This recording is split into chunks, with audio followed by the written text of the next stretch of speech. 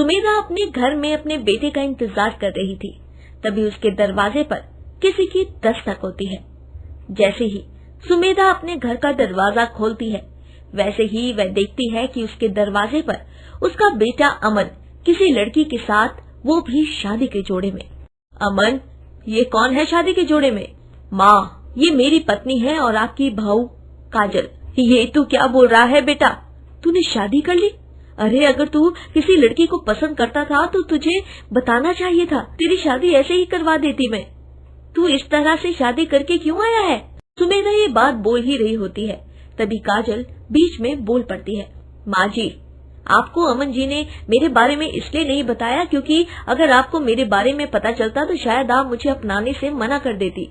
ये कैसी बात कर रही है बहू? अरे तू इतनी सुंदर और संस्कारी दिखती है, भला मैं तुझे अपनी बहू मानने से इनकार क्यों करूंगी? मुझे तो बस इस बात का बुरा लग रहा है कि मेरे बेटे ने मुझे ये नहीं बताया कि वो किसी लड़की से प्यार करता है।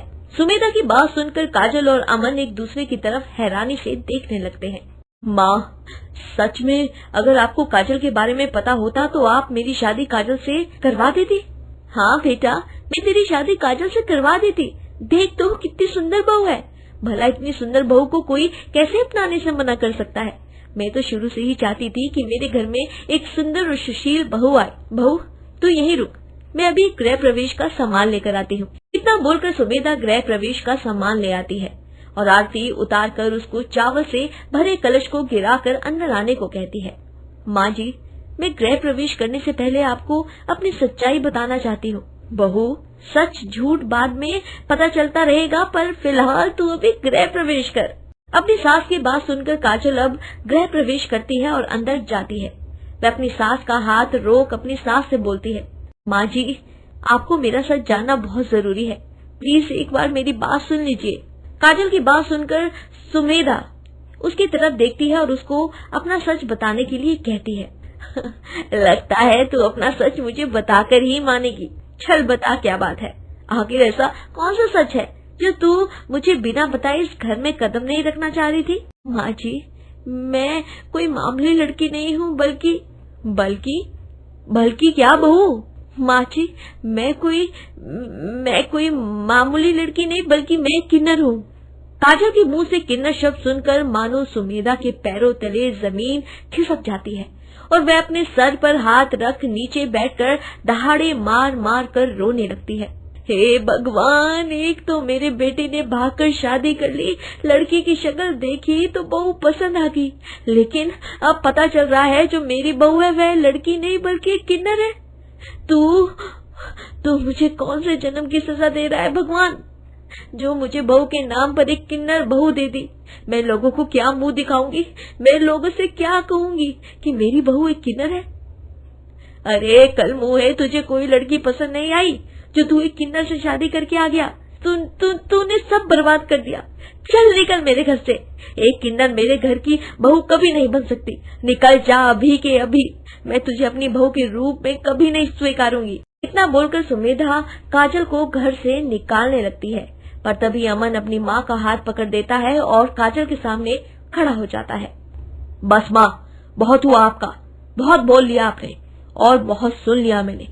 काजल इस घर की बहू और मेरी पत्नी है, बस इस घर में रहेगी और अगर आपने उसे घर से निकालने की कोशिश की तो आप अपने बेटे से भी हाथ धो बैठेगी। इतना बोलकर अमन काजल का हाथ पकड़ता है और उसको अपने कमरे में ले जाता है।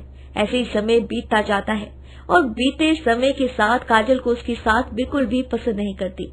ऐसे ही एक दिन सुमेधा सीढ़ियों से नीचे उतर रही थी, पर तभी उसका पैर फिसलता है और वह नीचे गिर जाती है।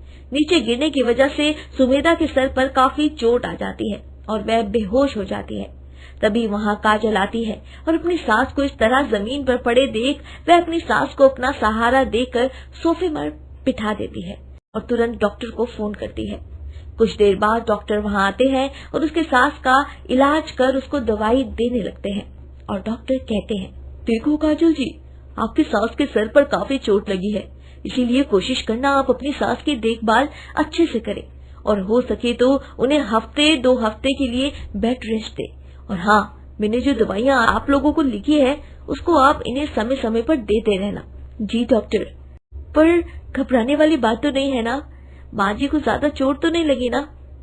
अरे नहीं नहीं, घबराने की कोई बात नहीं है। आप बस इन्हें समय पर दवाइयाँ देते रहना, ये जल्दी ही ठीक हो जाएंगी। डॉक्टर वहाँ से चले जाते हैं और काजल भी अपनी सास का खूब ख्याल रखती है।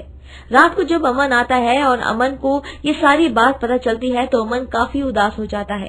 पर तभी काजल अमन को संभालते हुए बोलती है, अमन जी आज चिंता मत कीजिए, मैं हूँ ना, मैं माँ जी का पूरा ध्यान रखूंगी, बहुत सेवा करूंगी। मैं उन्हें इतना प्यार दूंगी कि वे मुझे अपनी बहू नहीं बल्कि बेटी मानने लगेंगे।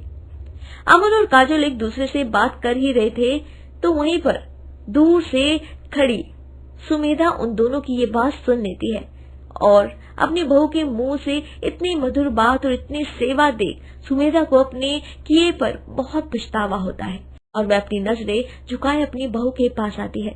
बहू, तू भले ही किन्नर है लेकिन तेरा दिल तो इंसानों से भी साफ है।